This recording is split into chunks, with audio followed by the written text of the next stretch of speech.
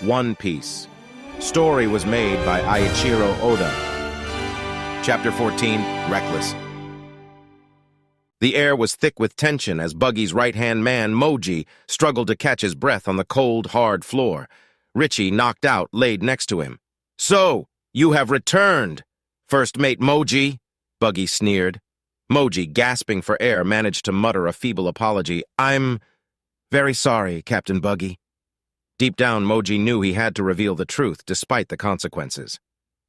"I've got to tell him that guy's a rubber man," he thought to himself as his mind raced.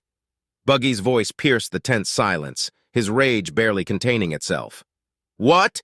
That straw hat guy beat you up? Weren't you supposed to be fighting Zoro?" The captain pressed. The beast tamer struggled as he tried to speak between desperate breaths. He replied, "Yes, sir. I underestimated him."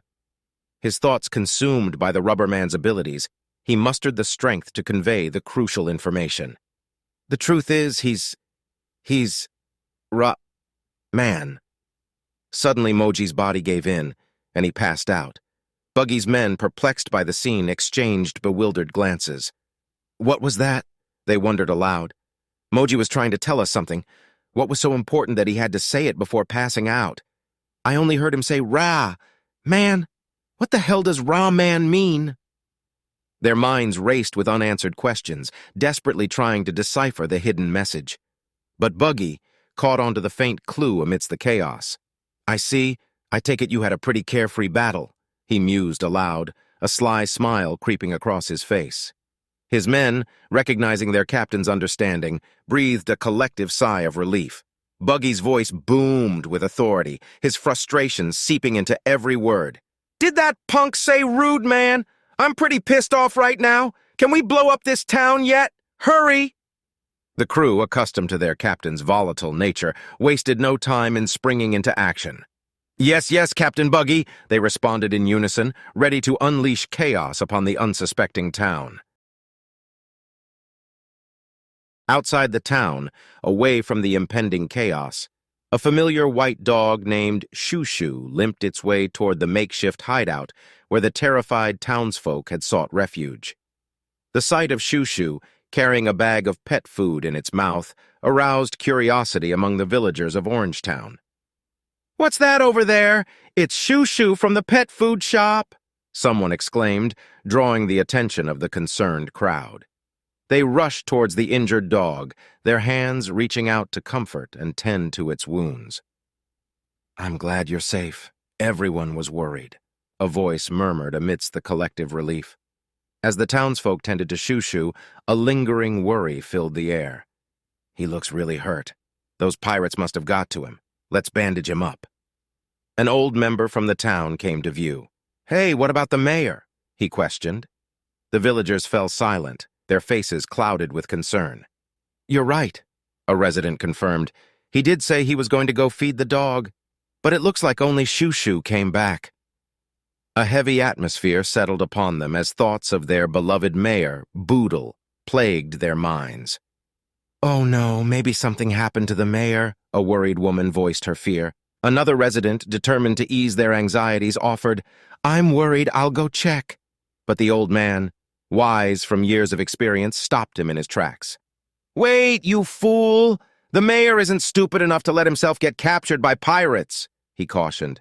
"He knows the village better than anyone. The only problem is, he cares so deeply for this town. Too deeply. I gave him a stern warning, but who knows what he could be thinking." Back in the town, amidst the chaos and brewing tensions, Nami found herself walking towards Luffy. The weight of her earlier outburst weighed heavily on her conscience, and she mustered the courage to apologize. "Sorry for yelling at you," she spoke softly, her voice laced with sincerity. Luffy looked at her for a moment, a mischievous smirk playing on his lips as he stood back on his feet. "It's okay," he replied. "Someone important to you was killed by a pirate. I'm sure you've got your own problems to worry about. Not that I want to hear about them." Nami's surprise melted into a casual smile, her perception of Luffy slowly shifting. Consumed with rage, the mayor, who stood tall in his heavy leather armor, boomed, "I can't take it anymore! It's just not fair! Fair! It is not! Even Shushu and these kids have been fighting for us. How can I, the mayor, sit by and watch my home be destroyed without lifting a finger?" Nami tried to calm him down, but Boodle, taken over by his sense of duty, refused to be silenced. "There are some fights a man cannot back down from. Am I wrong, kid?" he bellowed, his eyes fixed on Luffy. "You're spot on, old man." Luffy smiled. Realizing the consequences of Luffy's encouragement, Nami couldn't help but shout at him in frustration. "Don't egg him on!" Undeterred by Nami's reprimand, Boodle began to recount the history of the town, his voice brimming with nostalgia. "It all started 40 years ago," he exclaimed, his words reverberating through the streets. As he painted a vivid picture of their humble beginnings, Boodle's memories filled him with joy. "This place was all but a simple wasteland. That is where it all began. Let's erect a town here and forget the old town that was destroyed by pirates," I said. At first it was nothing but a few tiny houses, but little by little the number of townspeople grew. As we worked harder and harder, the town expanded and more businesses were founded. Gripping his spear tightly, he declared boldly, "And now, look now, that meager village has grown into a splendid port town, a town built by all the old folks who started it years ago. We made this town. Both this town and its citizens are my treasure. What kind of mayor fails to protect his own town? I will fight!" Atop the rooftop, a tense moment unfolded. Buggy, standing tall and commanding, bellowed his order, "Fire the special Buggy Ball!" The ground quivered as the explosive Buggy Ball tore through the air, obliterating an entire street of houses. The force was unimaginable, sending debris in all directions, sending Luffy, Nami, and Boodle dashing away from the destruction. Among the chaos, the enraged mayor cried out in anger, "My house!" But Luffy, his concern for his comrade overpowering his fear, anxiously added, "Zoro's asleep in there." Their hearts sank as they watched the devastation caused by Buggy's rampage stretching into the far distance. Thick smoke billowed from the ruins as if mocking their helplessness. In the midst of the despair, the mayor's voice broke the silence with uncertainty. "Is the guy with the green belt dead?" Worried, Luffy bellowed, "Hey, Zoro, are you alive?" But Zoro, weariness evident, wearily placed his hand on his head and muttered, "Talk about a rude awakening." Relief washed over Luffy as he witnessed his friend's survival. "Great! You're alive!" he exclaimed, unable to contain his joy. However, Nami, still perplexed by the turn of events, voiced her confusion. "How can he still be alive?" The weight of the situation pressed down on Boodle, his heart burdened by the destruction he had witnessed. "It's like my still-beating heart has been wrenched out!" he exclaimed. The group turned their attention towards Boodle, his anguish drawing their focus. "I will never forgive them for this," he declared with anger. "I will not be crushed twice. These ruffians have no right to just show up out of nowhere and destroy the last 40 years of our lives." He rose to his feet, his proclamation echoing with the strength of a proud mayor. "I am this town's mayor, and no one messes with my town without my permission." In a surge of determination, the mayor yelled, "Time to settle things," as he charged forward, ready to settle the score with Buggy. However, Nami, in a desperate attempt to quell the impending recklessness, grabbed hold of his shirt. "Wait, Mayor," she pleaded. Her efforts proved futile as Boodle, as he kept going, "Unhand me, girl." With great haste, Nami tried explaining why it's stupid. "What can you possibly do against guys like them? It's beyond reckless." With tears streaming down his face, the mayor responded with a shout, "I know it's reckless!" Luffy, Zoro, and Nami watched as Boodle's unwavering spirit surged forth. Letting go of his shirt, the mayor sprinted towards Buggy's hideout, fueled by his determination. "Just you wait! Buggy the clown!" His voice carried the weight of his emotions. Stunned, Nami remarked, "The mayor was crying." Luffy looked back, responding with a carefree chuckle. "Really? I didn't notice." Zoro interjected, "Things are starting to get exciting." As Luffy joined in with him, his laughter ringing out. "This is not the time to be laughing," Nami snapped.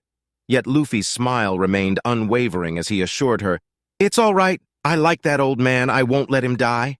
Nami challenged him about his claim. "What's giving you the confidence to just stand here and laugh about it?" she demanded. Luffy's response was resolute as he extended his hand towards Nami.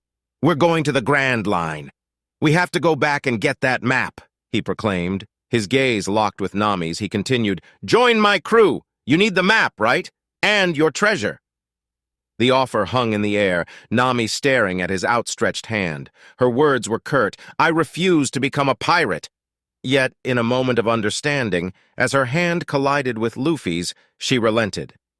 Call it an alliance instead. We're both working towards our individual goals. Shot number 2, Buggy's voice commanded. His crew responded in unison, confirming the all clear. The tension mounted as they readied themselves. Ready! Fire! Buggy's words were abruptly cut short as an unexpected interruption shattered the moment. Buggy the Clown! Get down here! Boodle commanded. Who is that? Buggy uttered in irritation as his gaze fixated on the defiant figure standing in his path. Both Buggy and the mayor locked eyes, their expressions seething with hostility. As Boodle stood against the marauding pirates elsewhere, Luffy, Zoro, and Nami walked towards Buggy's stronghold. Nami's voice rang out, You're going too? But that stab wound on your stomach is... Zoro dismissed her worry with a dismissive remark. Is just fine. Nami retorted, Yeah, right. Zoro's response was marked by a solemn act, placing his black bandana on his head. They've done more damage to my name than my stomach. Shall we go? Luffy cracked his knuckles in preparation for the impending clash. Yeah, let's go. Nami, resigned to their unwavering resolve, sighed in disbelief. Geez, I give up.